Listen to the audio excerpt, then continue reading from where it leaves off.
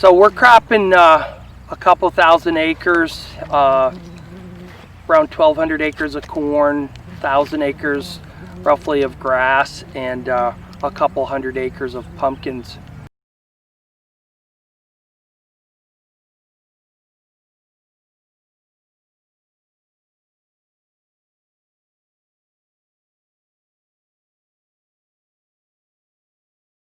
So we're here this morning to kind of look at what we've done. I was looking back at my records. On June 16th in this field, we took off our second cut.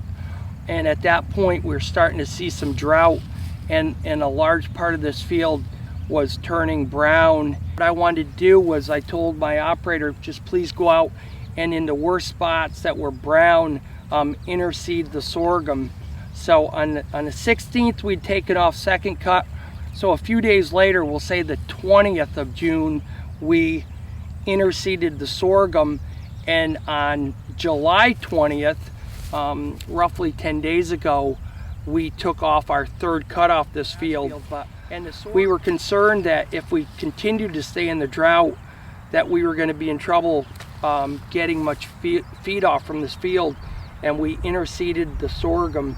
And I guess I was excited to show other farmers how well the sorghum has done. It's about 10 days since harvest, and a lot of it's 10 to 12 inches tall.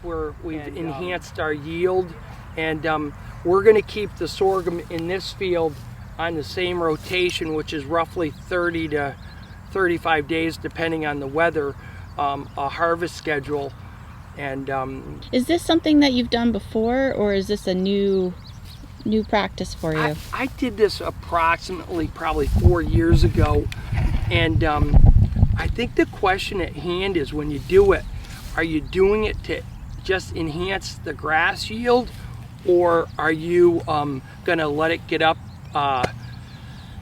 and maybe just harvest it 2 times that season? And some of the sorghum that we've done this year, we planted BMR sorghum, so we're trying to enhance cow feed.